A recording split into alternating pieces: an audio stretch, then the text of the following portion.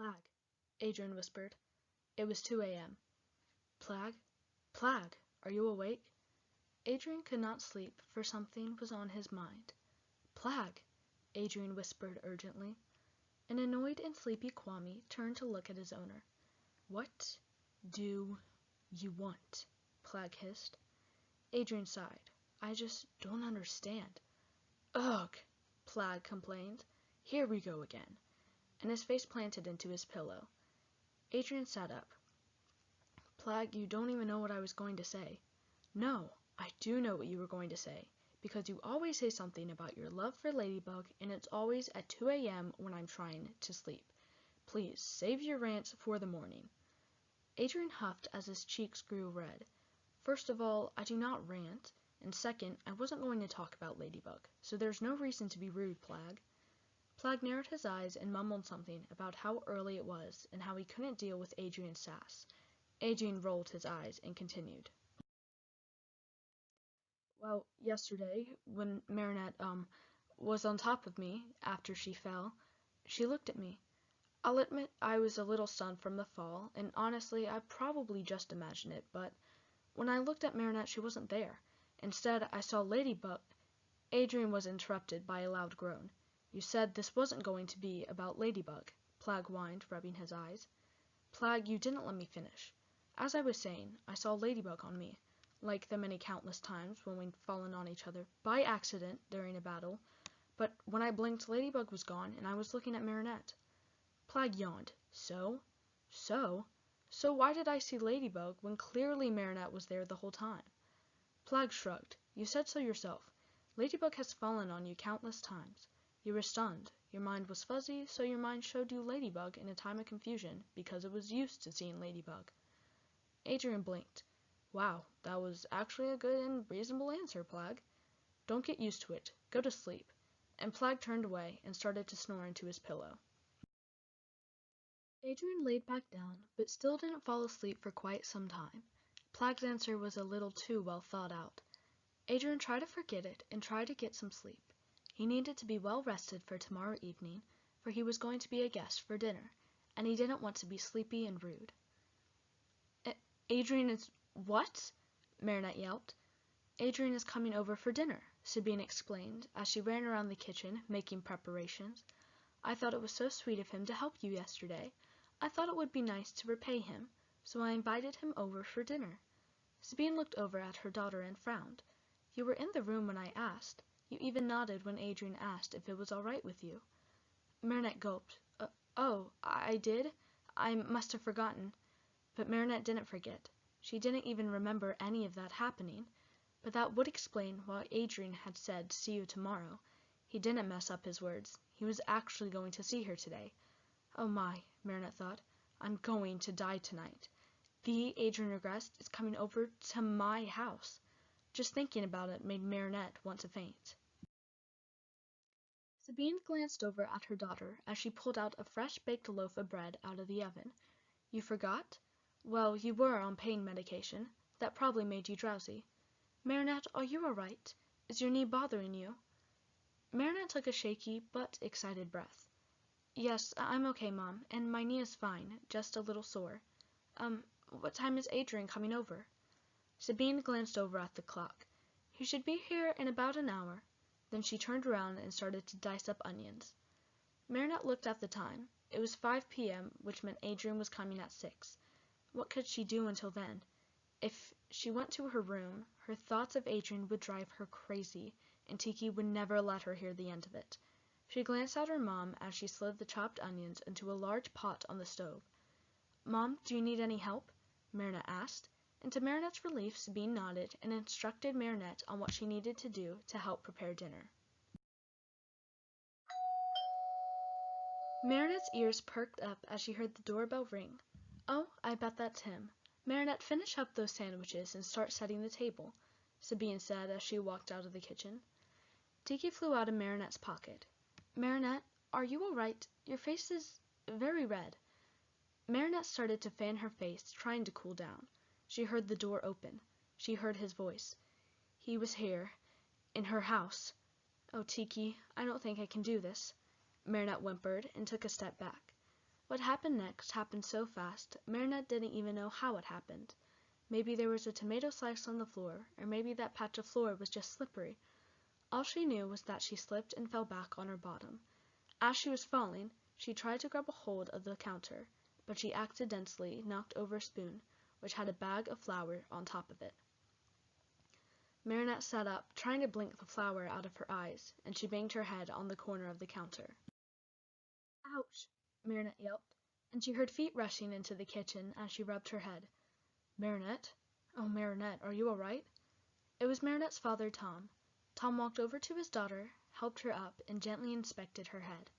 "Aw, sweetie, it's just a bump and, well, lots and lots of flour." Marinette blushed, embarrassed by the mess. "Sorry, Dad, I can clean it up." But her father shook his head. "Don't worry about it. You go clean yourself up and change clothes. I'll clean up in here." Marinette thanked her dad and kissed him on the cheek.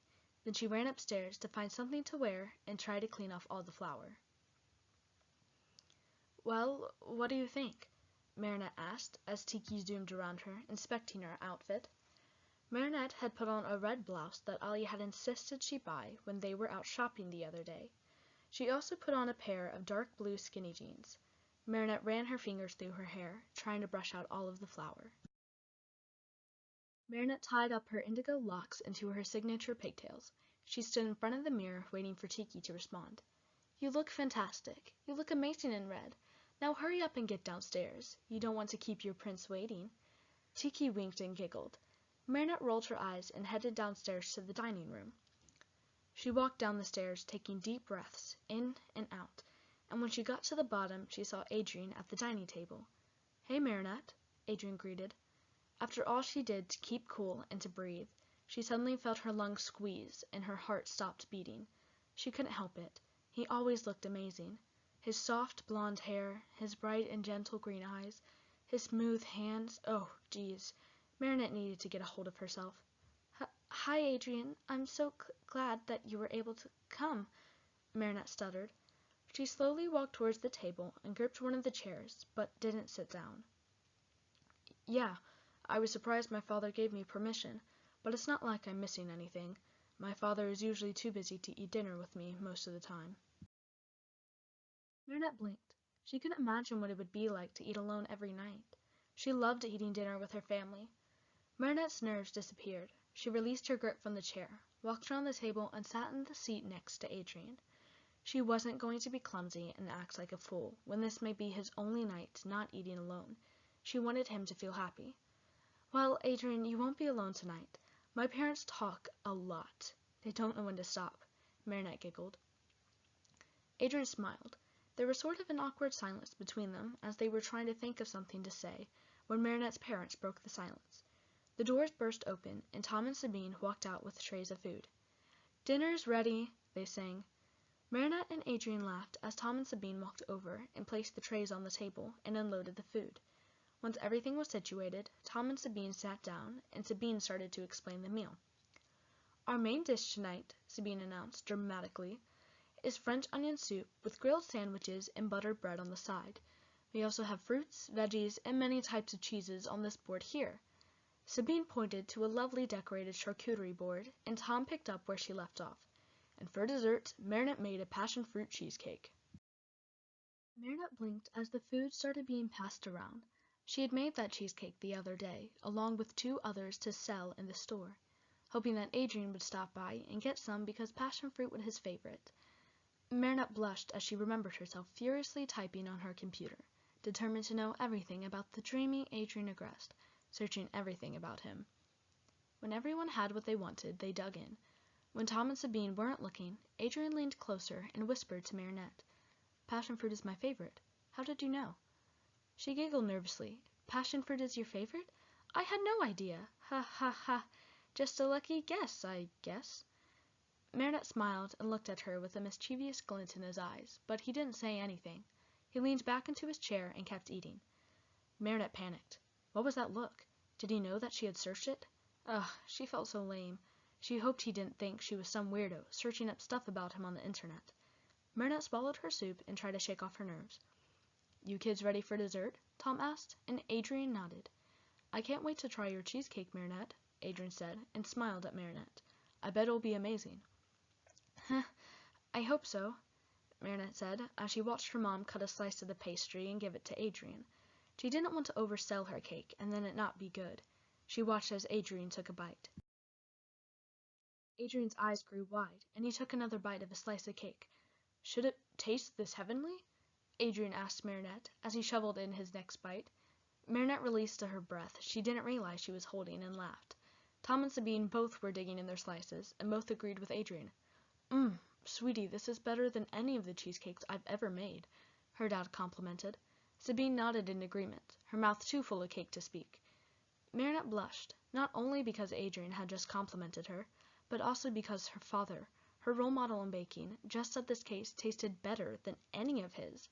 She thanked them for their compliments and took a bite of her own slice. While Adrien and Marinette were at dinner, Tiki and Plag were on the rooftop. "Okay, so honestly, where are we even going with this plan? All I've done is deflate tires, and all you've done is injure Marinette," Plag complained as Tiki paced back and forth. Finally, she sighed. "Fine. Operation Kwami didn't go exactly according to plan," Tiki said quietly. Plag snorted. "What plan?" Tiki gave him an angry look. "You're right. Maybe I didn't think of an accurate plan. Maybe I've just been improvising. I didn't think that we were too small to do most things, and we have to stay out of sight to not reveal identities. But you deflated those tires so Adrien's ride would be late, making him stand up the stairwell to catch Marinette, and that led to the dinner now. Maybe I didn't plan all of that, but if you hadn't noticed, Adrien and Marinette are getting closer." "I still don't understand why we can't just tell them who they are. It would make things 1,000 times better," Plag grumbled. Tiki glared at him and was about to say something when Plag cut her off. "You think I don't understand the consequences? I think it's worth the risk. I know it would be harder as a superhero if the person you love is your partner, but I think Adrien and Marinette could do it. They're the strongest cat noir and Ladybug I've ever seen. If we talked to them, they would understand." Tiki stayed silent, looking down at the ground. Plag continued. "I know you want Marinette to be happy. I want the same for Adrien, but the only way we can do that is to tell the truth. Lies don't fix things. It destroys." Finally, Tiki looked up. There were big, shiny tears in her eyes. "I understand, Plag, I really do. I believe that there's a right time for everything, but now is not the right time for them to be revealed. But this time, I really do have a plan, if you will listen to it." At first, Plag looked like he was going to start yelling again, but he relaxed and nodded. Tiki handed him a piece of paper. "Put this in Adrien's school bag on Monday. Make sure he opens it before school ends. Until then, you need to help open his eyes. You know he likes Marinette, even if he won't admit it. Talk to him. What if I just mess it up even more? What if what we're doing will ruin their friendship and not bring it to the next level? I'm just going to hope. Marinette will be ready to confess to Adrien on Monday. I'll talk to her, but you must talk to Adrien about his feelings, and goodness, Plag, act mature." Plag had made a gagging gesture when Tiki had mentioned feelings. "Plag, please. You said so yourself. You want Adrien to be happy. You must talk with him about Marinette and Ladybug. Do you understand?" Plag sighed and nodded. "Good," Tiki confirmed. "Now, let's just hope for the best." "Here," Marinette said, and handed Adrien a box. "What's this?" asked Adrien as he pulled on his jacket, getting ready to leave. "It's, another passion fruit cheesecake, to take home." "You made this just now? How long does it take to make a cheesecake?" questioned Adrien as he took the box. Marinette laughed. Actually, it takes a while. You have to leave the cheesecake overnight in the fridge. I had made 3 cheesecakes 2 days ago to sell in the bakery. I actually didn't know that we were having one for dessert until my dad said so. And since you liked it so much, I thought you should take one home." "But I thought you were going to sell it in the bakery." "I still have one more. Besides, I think you should have it. Really, I'm not taking it back," Marinette said, and crossed her arms so he couldn't hand it back to her. Then, before she realized what was happening, Adrien moved the box in his other arm and hugged her. At first she was so startled that she just stood there as he hugged her.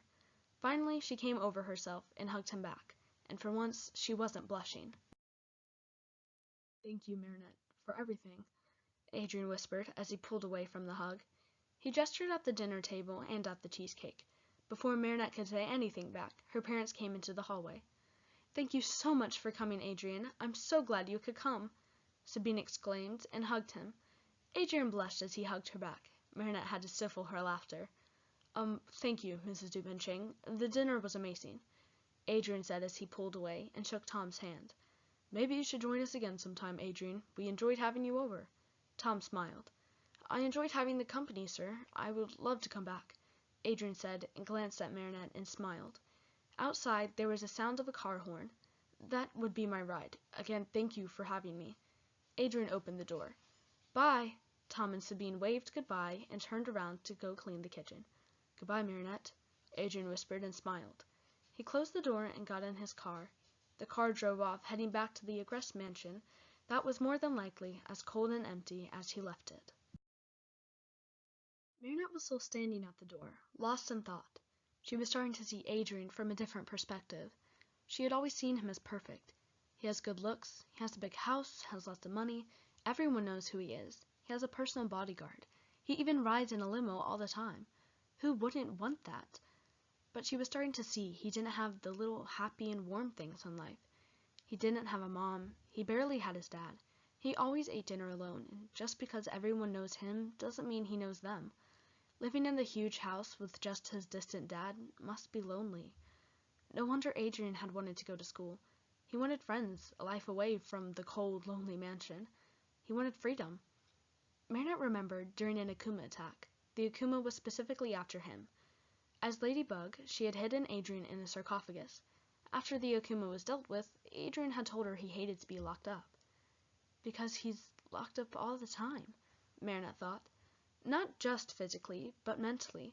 He's trapped in his so-called perfect life, where everything is done and chosen for him, and he can't get out.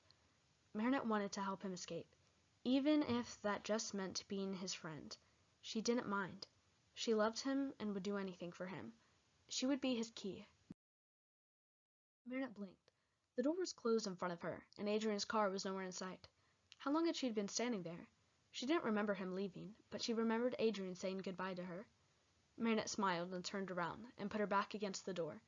Goodbye, Adrien.